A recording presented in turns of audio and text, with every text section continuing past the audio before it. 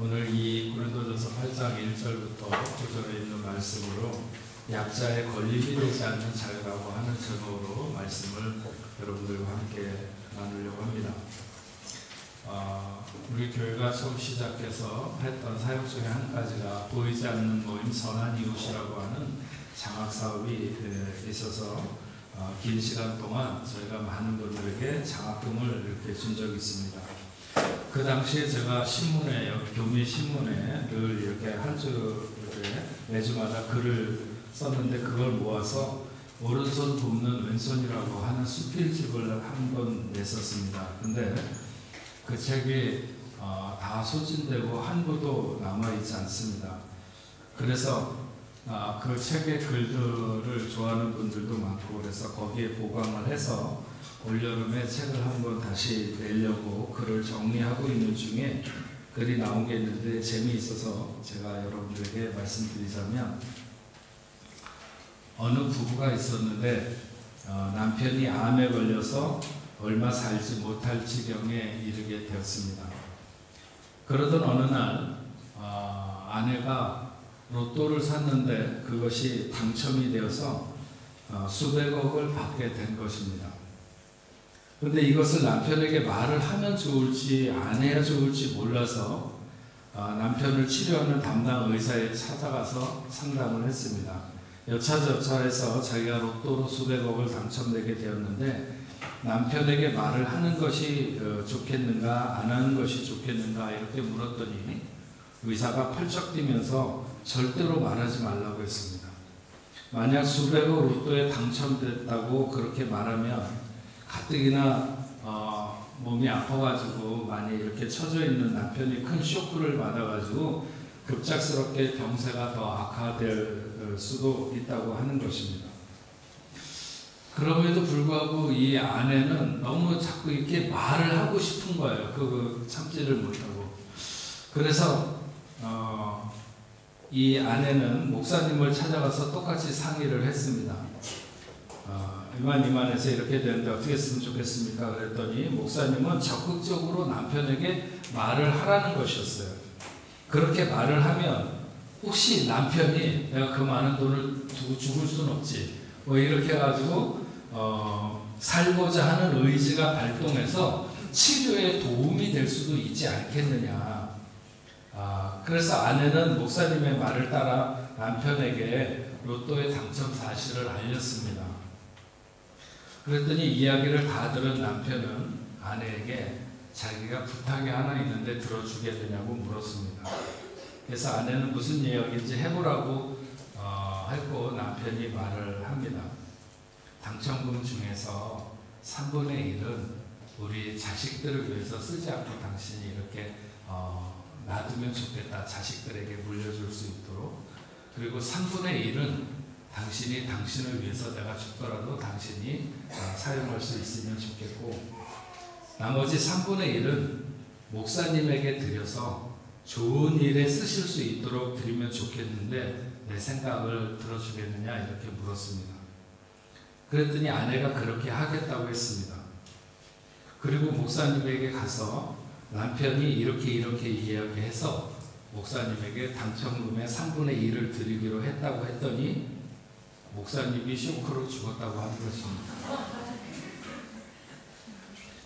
제가 이 글을 쓸 당시에 어디서 이 글을 읽고 썼는지는 잘 모르겠지만 다시 읽으면서 제가 느낀 것은 목사 참 짠하다 이런 생각이 들었어요. 목사는 일평생 조심스럽습니다. 평생을 목회하는 어느 큰 교회 목사님이 주일날 교회 앞에서 만난 작은 유치원 다니는 정도의 아이가 그렇게 말하더라는 거예요. 목사님은 왜 머리가 없어요? 그 말을 들을 때 그렇게 자기의 가슴이 쿵쾅거리고 뛰었다는 거예요. 저는 그 말을 들을 때 바로 공감을 했습니다.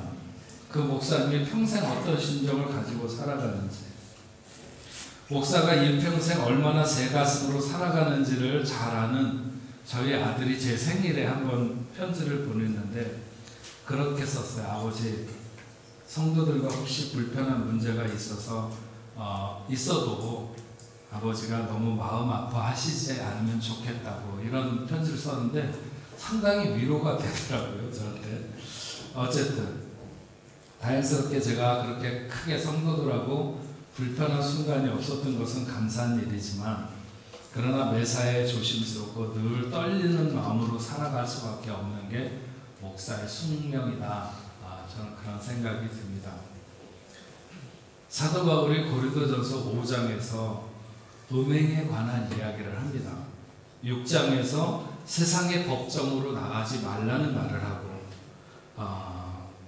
그런가 하면 7장에서 결혼 혹은 이혼, 그리고 어떤 성적인 문제 이런 것을 말하고, 오늘은 우상의 재물에 관한 문제를 말하는데 그 어떤 것 하나도 마음 편하게 할 수 있는 게 없어요. 사실 지난 이거 4월달 내내 제가 그 고린도전서를 같이 이렇게 생각을 하면서도 많은 생각이 제 안에 이렇게 돌았습니다.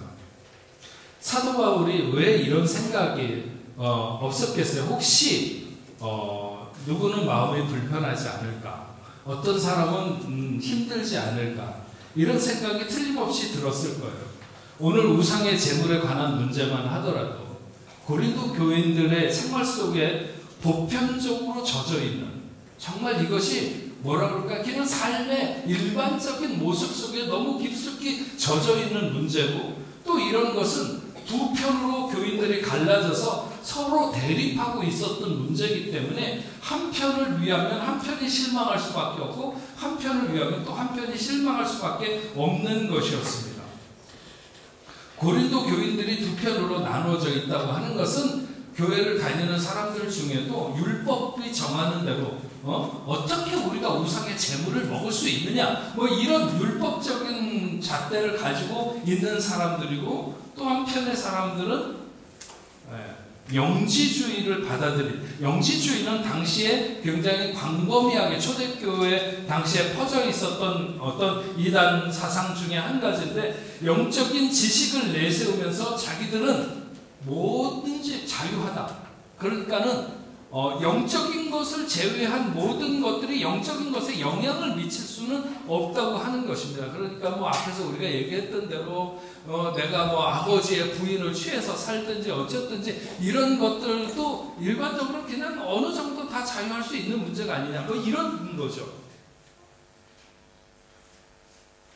율법에 매이지 않을 뿐만 아니라 우상의 재물 같은 것이 자기들을 더럽게 할 수는 없는 것이다. 이런 태도입니다.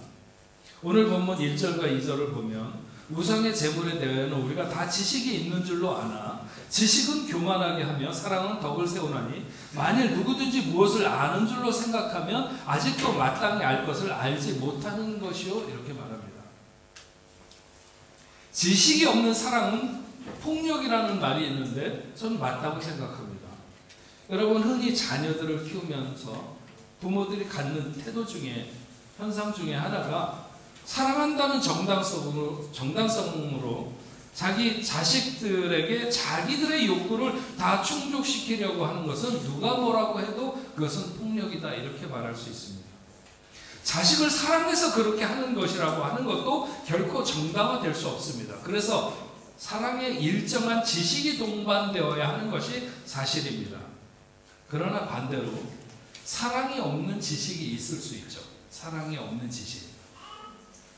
오늘 고린도 교인들의 문제는 바로 문제가 되는 부분은 이 부분입니다. 그들은 모두 우상의 재물에 관하여서 자신들의 지식이 풍부하고 분명하다, 이렇게 생각하고 있었습니다. 그들이 가지고 있다고 하는 지식은 그들을 스스로 교만한 데까지 충분히 데려갈 수 있는 것이었죠. 바울에 의하면 지식은 사람을 교만에 넘어지게 할 수 있는 그런 요소가 있다는 것입니다. 마치 낭떠러지의 어떤 경계선에 사람이 선 것처럼 까딱 잘못하면 교만으로 넘어질 수밖에 없는 위험한 자리가 바로 자리를 지식이 허락하는 것이죠. 물론 바울이 지식 자체를 비난하는 것이나 정죄하는 것은 아닙니다. 그러나 사랑은 덕을 세우는 반면에 지식은 교만을 드러내기 쉽다. 그래서 그리스도인들이 가진 지식은 아가페적인 사랑에 의해서 통제된 오래된 지식이야말로 진짜 지식이다, 이렇게 말하는 것입니다. 고린도 교인들 중에는 우상이라고 하는 것이 아무런 실존적인 의미를 갖지 못한다고 생각하는 사람들이 있었습니다. 바울도 그 견해에 대해서 저쪽으로 동의하는 것이죠. 왜냐하면 하나님은 한 분이시기 때문에. 사람들이 신이라고 말하는 것은 철저하게 우상에 지나지 않는다는 것입니다.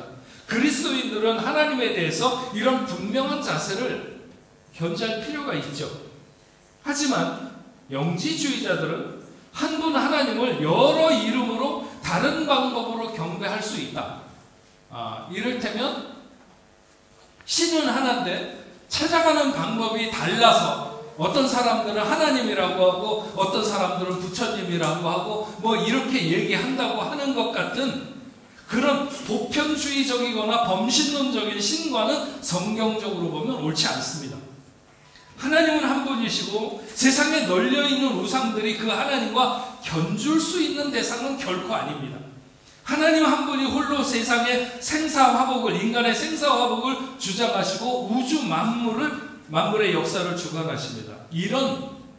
이런 신관이 바로 히브리 사람들의 신관이고 바울도 역시 마찬가지죠. 바울이 말하는 하나님과 예수 그리스도의 어떤 본질과 속성은 이방 신들이나 우상에게 절하는 사람들이 얼마나 어리석은가 하는 것을 잘 고발하고 밝힙니다. 우상은 신명기서에 그런 말씀이 있는데 사람이 만들고 배후에서 사단이 작용하는 것입니다.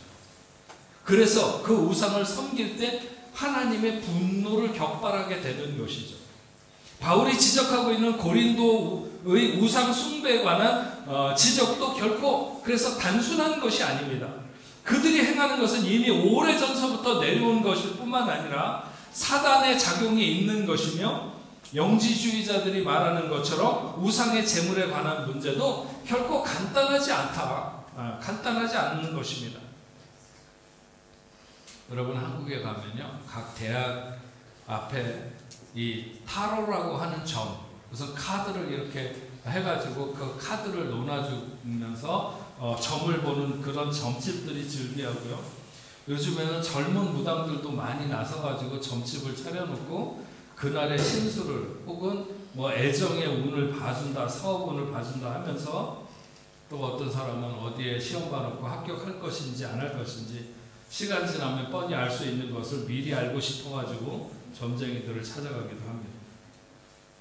예수 믿는다고 하는 사람들 중에도 나는 미신은 안 믿어. 그러면서 그냥 재미로 그냥 한번 해보는 거지. 하지만 그런 것들은 결코 그냥 시작된 것이 아닙니다. 다 뭔가 우상을 숭배하는 사상을 바탕으로 사단이 그 끈을 잡고 있음이 분명하고, 이를테면 뭐 요가 같은 거, 이런 것도 그 영적 깊이 들어가면 정신적 저희를 쉽게 생각하고 접근해서는 안 되는 요소들이 분명히 있습니다. 우리의 생활 속에 내려앉은 우상의 숭배로 하나님을 대신하고자 하는 사상이 얼마나 우리의 생활 속에 교묘하게 파고들어 있는지에 대해서 깊은 통찰이 필요하다는 것이죠. 할 수만 있으면 우리는 그 모양이라도 흉내내지 않고 살아야 될 줄로 믿습니다. 오늘 전달하려고 하는 말씀의 주제는 약자에게 걸림이 되지 않는 자유에 대한 말씀입니다. 고린도는 여러 번 말씀드렸지만 우상 숭배가 매우 팽배한 도시였고 그들의 중요한 모임은 거의 다 신전에서 이루어졌습니다. 또한 종교 생활의 필수적인 부분들은 신들에게 제물을 드린다고 하는 것이었습니다. 이것이 일반인들의 보편적 생활 방식이었기 때문에 어떤 사람이 여기에 참여하지 않는다는 것은 그 사회로부터 고립되거나 아니면 경제적인 어떤 그 위협에 직면할 수 있는 것입니다. 만약 그리스도인들만 모여서 함께 산다면 세상의 법정에 호소할 일은 없겠지만 고린도 같은 도시에서 이교의 생활권을 벗어나서 생활하는 것은 너무 어려운 일이라는 것이죠. 시장에서 사고 파는 거의 대부분의 고기는 각종 이교의 제사로 드려졌던 제물이었고 그리스도인들도 그것을 사서 먹을 수밖에 없는 그런 환경, 그리스도인들이 이방의 신들, 그 존재를 인정하지 않는다 하더라도 그들의 생활 영향권까지 벗어나서 사는 것은 결코 쉽지 않다는 것입니다. 그런데 영지주의자들은 모든 것이 가하다. 모든 것이 가하다. 이런 생각을 아래 우상의 재물을 먹어도 양심의 가책을 받지 않는다는 게 그들의 주장입니다. 그렇다면 과연 그들의 주장과 그런 사고는 옳은가?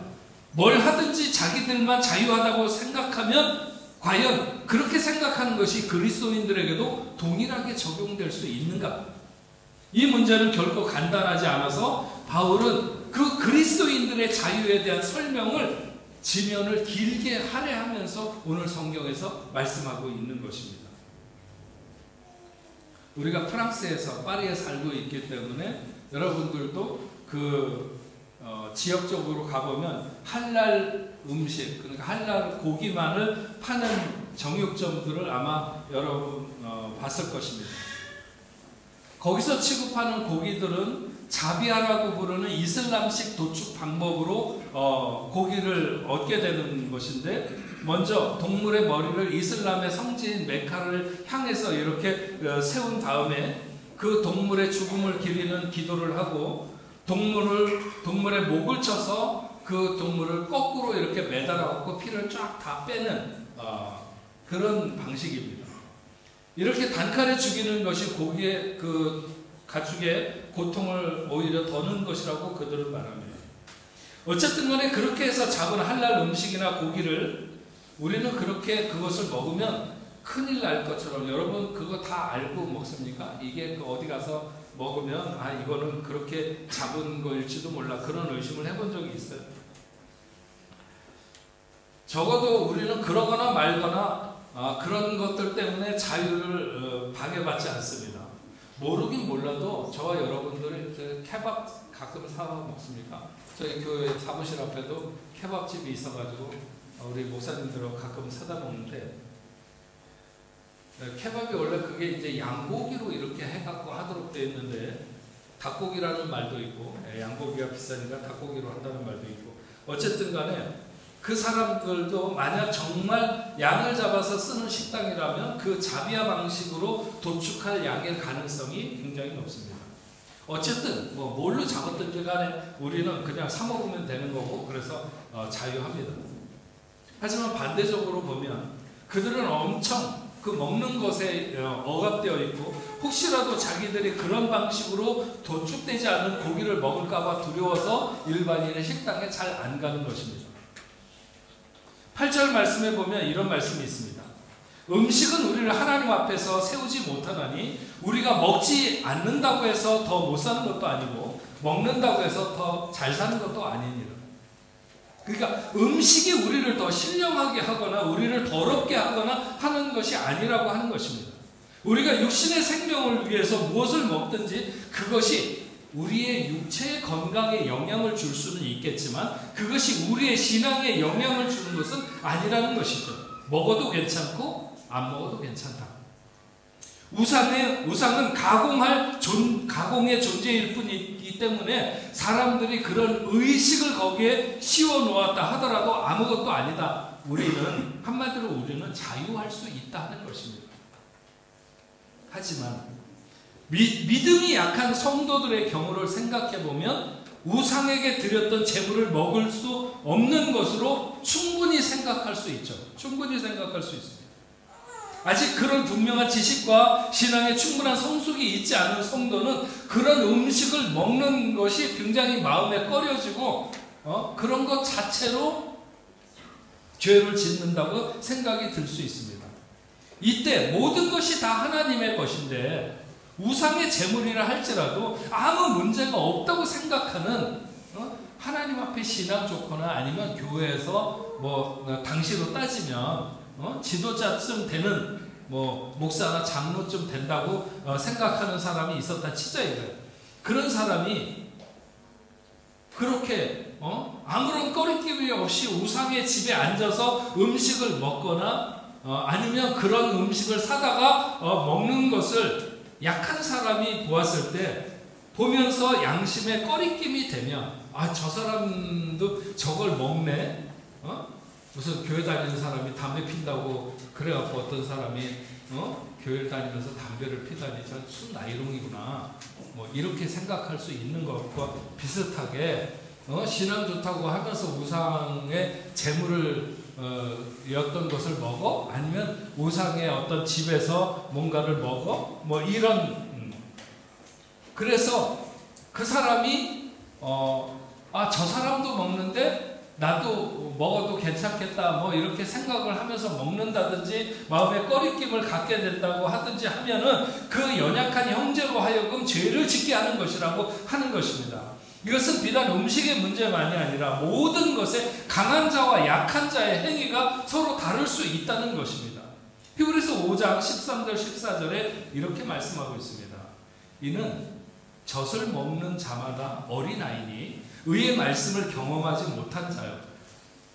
단단한 음식은 장성한 자의 것이니 그들은 지각을 사용함으로 연단을 받아 선악을 분별하는 자들이니라. 그러니까 장성한 자는 젖 먹는 자들을 돌봐야 될 책임이 있다고 하는 것입니다. 모든 그리스도인들의 의식 중에 가장 중심에 자리 잡고 있어야 되는 의식 중에 하나는 그리스도가 모든 성도들을 위하여 죽으셨다는 사실입니다. 강하거나 약하거나 그리스도께서 그를 위하여 피를 흘려 구원하신 그런 존재라고 하는 것입니다. 누가 처음부터 강한 자가 있겠습니까? 믿음이 장성한 사람도 한때는 어린아이와 같았을 뿐이라고 하는 것이죠.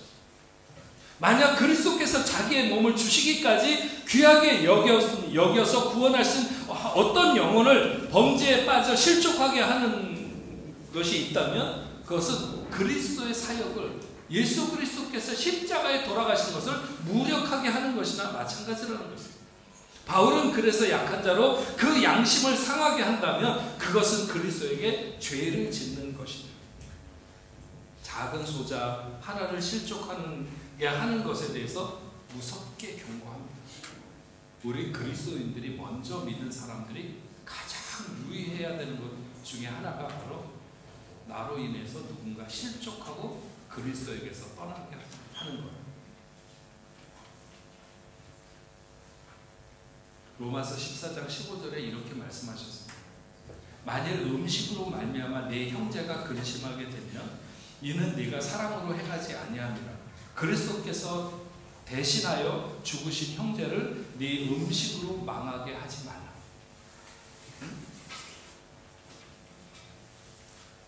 우리가 어떤 것에 대해서 자유하다고 생각할 때 그 생각을 뒷받침하는 지식이 있는 것이 분명하죠.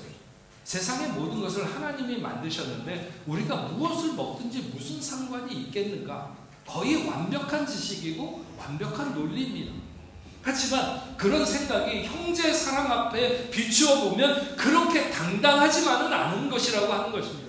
바울은 우상과 그 재물에 대한 충분한 지식이 있었어요. 그래서 그가 무엇을 먹든지 그것이 어떤 과정을 거쳤든지 하나님 안에서 변화될 수 없는 사실에 대한 분명한 지식이 있었고 그래서 자유함도 있었습니다.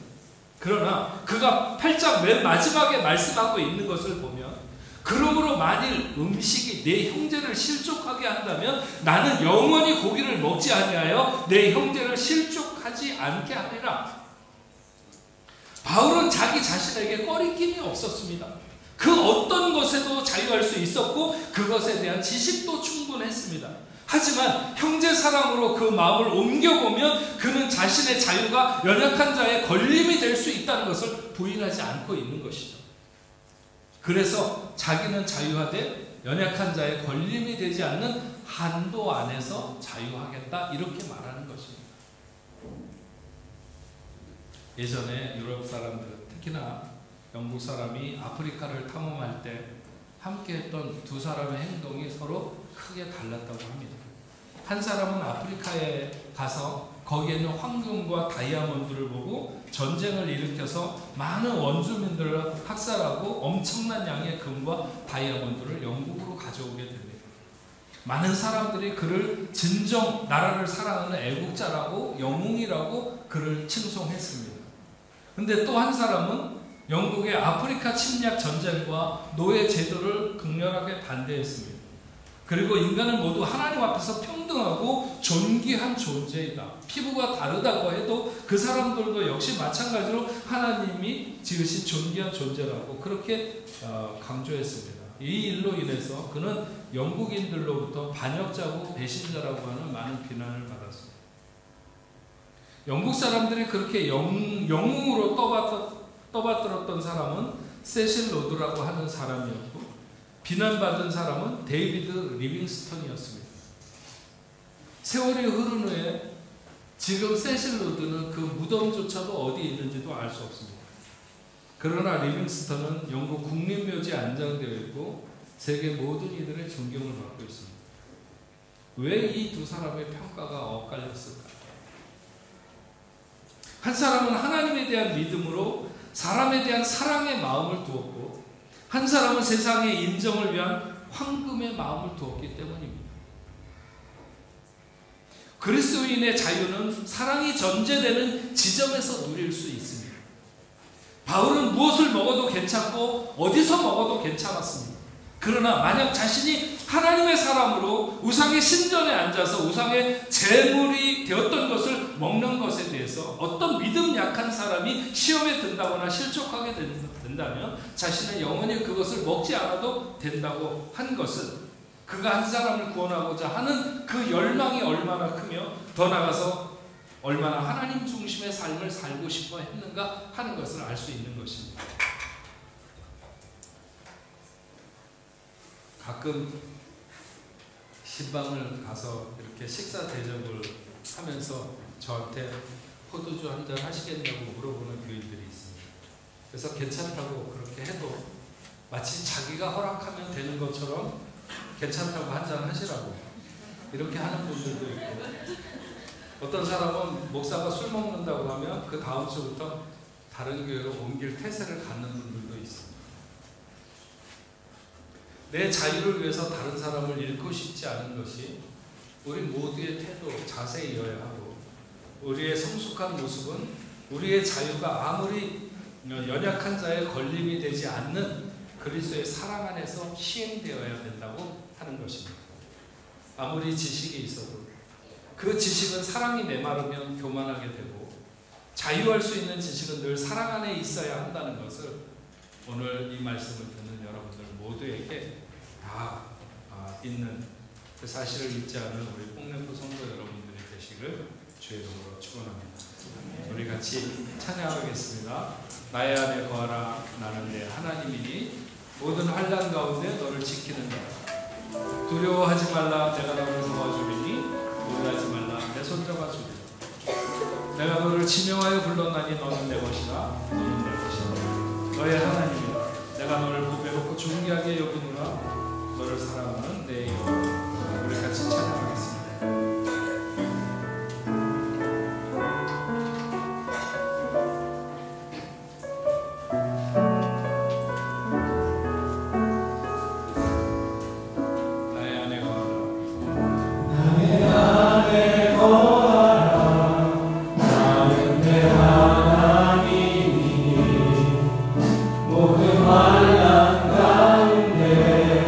너를 지키는 자